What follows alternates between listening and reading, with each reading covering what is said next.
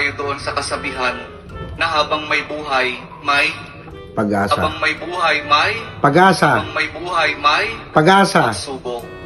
Doon sa pagsubok na yon, saka pa lang natin mauunawaan na talagang ang ating buhay ay mayroong habang may buhay, mayroong Pag-asa.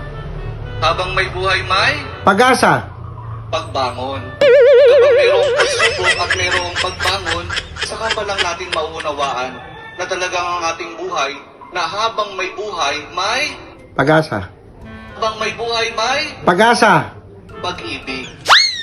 Dahil doon, kapag naunawaan natin itong mga bagay na ito, na habang may buhay, may pagsubok, may pagbangon at may pag-ibig, saka pa lang natin mauunawaan at matatanggap na talagang habang may buhay, may habang may buhay, may habang may buhay, may habang may buhay, may ayaw nyo nang sumagot.